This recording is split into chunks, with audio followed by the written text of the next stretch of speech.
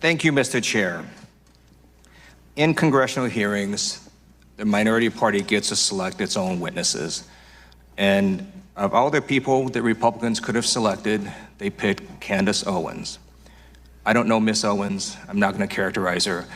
I'm going to let her own words do the talking. So I'm going to play for you the first 30 seconds of a statement she made about Adolf Hitler. I agree. I actually don't have any problems at all with the word nationalism. I think that it gets, the definition gets poisoned by elitists that actually want globalism. Globalism is what I don't want. So when you think about, whenever we say nationalism, the first thing people think about, at least in America, is Hitler. You know, he was a National Socialist, but if Hitler just wanted to make Germany great and have things run well, okay, fine. The problem is that he had dreams outside of Germany. He wanted to globalize. He wanted everybody to be German, everybody to be speaking German. All right, so my first question is to Ms. Hirschenoff. Ms. Owens said, quote, if Hitler just wanted to make Germany great and have things run well, okay, fine. The problem is that he had dreams outside of Germany. So when people try to legitimize Adolf Hitler, does that feed into white nationalist ideology? It does, Mr. Liu. I know that Ms. Owens distanced herself from those comments later, but we expressed great concern over the original comments. Great, thank you. So there's been a lot of talk today. I'd like to focus on actual policy responses that our government can do to try to mitigate the threat of white nationalism. I know that in my district in Los Angeles just last month, 2 swastikas were painted at Pan Pacific Park along with a trail of blood. I met with Jewish constituents in my district who mentioned that at their synagogues, they've all had to increase security. As you know, there is a nonprofit security grant program at the Department of Homeland Security. Do you believe it'd be worthwhile to increase funding to that program? The ADL has, for establishment reasons, First Amendment reasons, been very cautious and wary of government funding to religious institutions. That being said, we well understand the fear and the safety. So I think that is something that has to be done very carefully in terms of one entanglement. I know in the place where in Westchester County where I live, the state and local governments provide a great deal of protection to the synagogue to which I belong. So I do understand, and I would like to work more with Congress, but I want to caution about where we entangle. This is a very difficult thing to do because when we're scared like this, of course we want money. So that is a great point you make, and I want to note that this program would apply to mosques as well as synagogues, so it is not specific to the religion.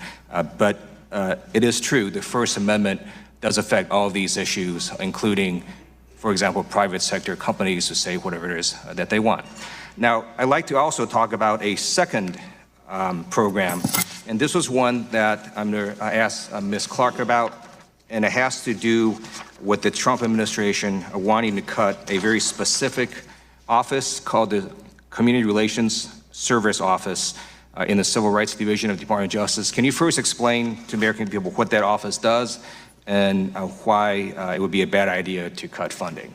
The Community Relations Service Office is a very critical part of the Justice Department. They are considered the peacemakers. They are the ones who step into communities that are embroiled in the aftermath of a hate incident.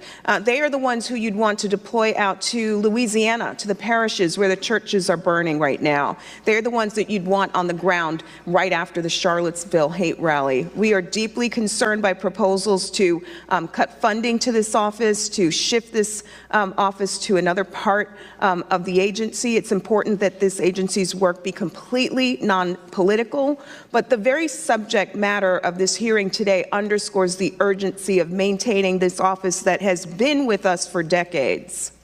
And in fact, one of the reasons this office has worked well is because people who go there and get interviewed, it is not a prosecutorial office, and does that make it easier for people to provide information?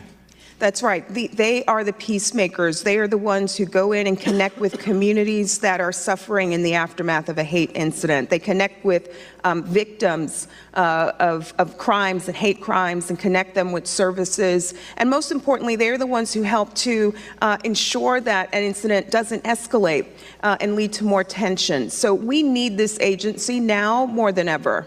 Thank you, and I yield back. Gentleman from North Dakota, Mr. Armstrong. Thank you, Mr. Chairman, and I would yield my time to Mr. Reschenthaler from Pennsylvania. Thank you. Ms. Owens, I'm sorry, we just started a recording. Would you like time to respond to that? Yes, I think it's pretty apparent that Mr. Liu believes that black people are stupid and will not pursue the full clip in its entirety. He purposely presented an extracted clip. The witness will suspend for a moment. It is not proper to refer disparagingly or to a member of the committee. The witness will not do that again. Witness may continue. Sure, even though I was called despicable. Witness may not refer to a member of the committee as stupid. I didn't refer to him as stupid. That's not what I said. That's not what I said at all. You didn't listen to what I said. May I continue? Please. As I said, he is assuming that black people will not go pursue the full 2-hour clip.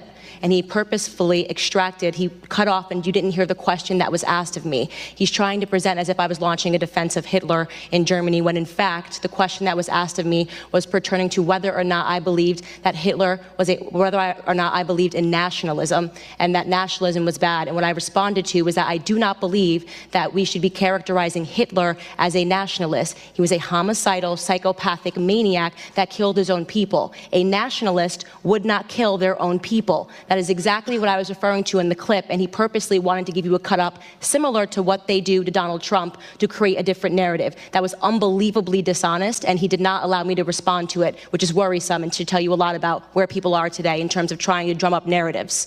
By the way, I would like to also add that I work for Prager University, which is run by an Orthodox Jew. Not a single Democrat showed up to the embassy opening in Jerusalem. I sat on a plane for 18 hours to make sure that I was there. I'm deeply offended by the insinuation of revealing that clip without the question that was asked of me.